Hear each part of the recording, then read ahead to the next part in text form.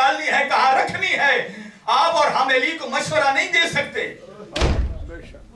चनांचे जब दरवाजे ज़हरा पे आए और जब आग बुलंद की ना, और बाहर से एक शकी ने जब आवाज बुलंद की और कहा ना, निकालो जरा अली को बाहर।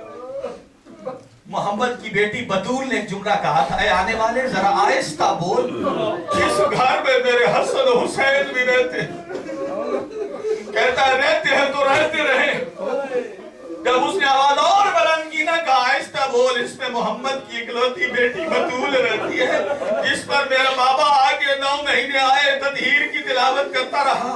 जब वो और ऊंचा बोलना शुरू किया, और इसके बाद अली और बतूल ने अपने फरमाया कि देख, इस घर में अली और बतूल की बेटियां ज़ैनब और कुलसूम भी रहती है, अपनी आवाज को जरा आहिस्ता कर।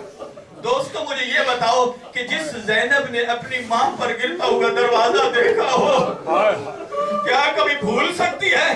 कभी नहीं भूल सकती है। वही ज़ैनब कुबरा आ गई करबला में, लग गए खयाम, और हर तरफ फौज अशकिया आना शुरू हो गई।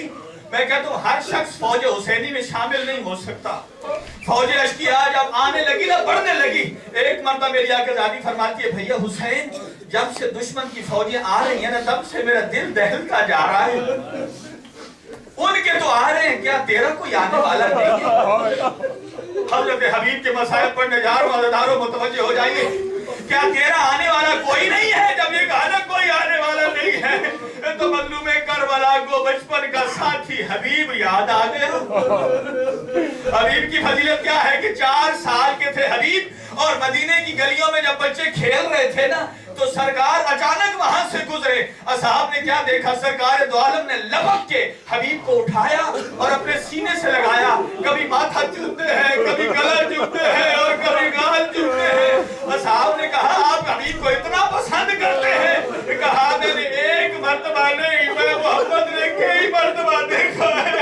ये मेरे हुसैन से इतनी मोहब्बत करता है, जहां से हुसैन के कदम लगते हैं ना, ये खाक उठाकर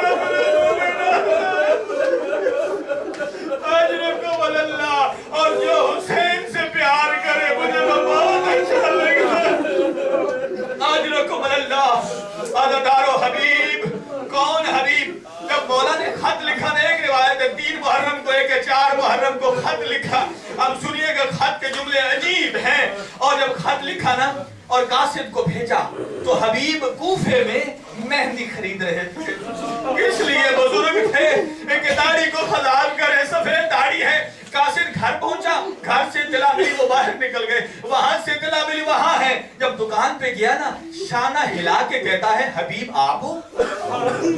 हाँ, कहा ये आपका खत लाया हूँ। चनाचे हबीब ने जब खत खोला ना, तो 3 सत्रों का खत था। गरीब करबला, तेरी गुर्बत का सलाम। 3 सत्रों का खत था, और जैसा ये एक सदर पड़ी ना, तो हबीब ने खत को बंद करके पॉकेट जेब में रखा, और अब कहता है कि अब ये दाढ़ी खून से धुला होगी। मुस्लिम ने उसका साथी था। मुस्लिम को कहता है, मुस्लिम जल्दी चलो, तू भी तैयार हो जा, चले, हालात बड़े खराब हैं। मुस्लिम बिन औस्ता ने कहा कि क्या तुमने अभी खत खोल के पढ़ा नहीं? कैसे पता चला हालात खराब है? और जब कोने में पहुंचे ना, कहा मैं खत घर जाके पढ़ूंगा, तू भी तैयार हो जा, जाना है किसी जंगल में। कहा कैसे पता चला हालात खराब हो गए? कहा मेरे मौला हुसैन का खत आ गया है। कहा खत तो मौला पहले भी लिखते थे, लेकिन अब कैसे पता चल गया कि हालात खराब है? सुनो दोस्तों, और जिस जुमले ने हबीब के जिगर के टुकड़े कर दिए, ये कहता है मजलूम करबला, पहले जब खत लिखते थे ना, तो ये लिखते थे, मिन जानिब हुसैन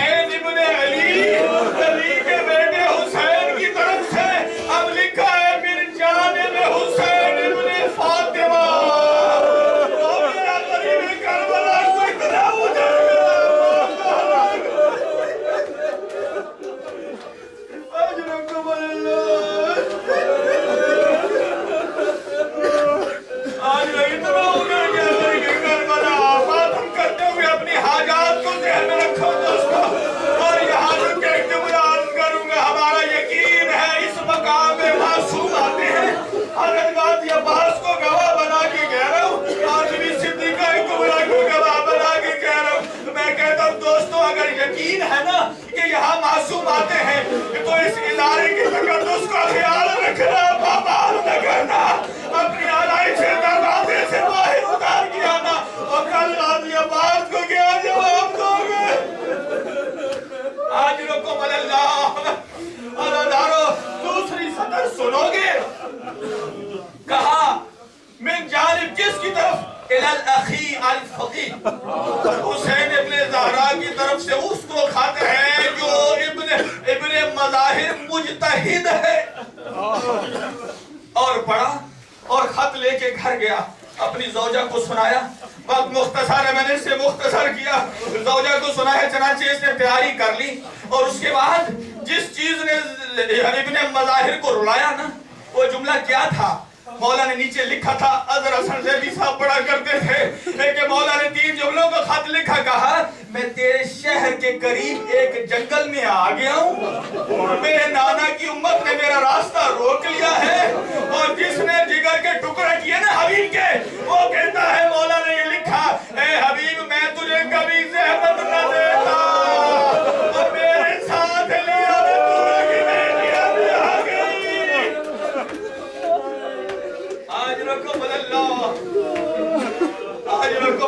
मेरे सामने अली और बतूल साथ अली और बतूल की बेटी हबीब आ गई।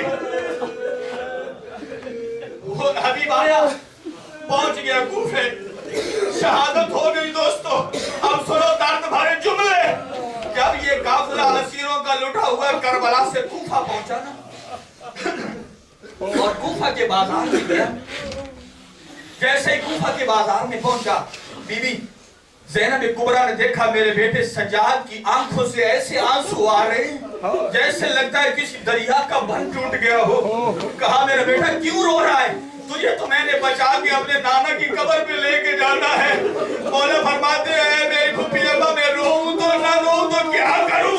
कहा क्यों रो रहा है? कहा अभी हम जहां से गुजर रहे हैं ना, ये सामने हबीब इब्ने मज़ाहिर का घर है।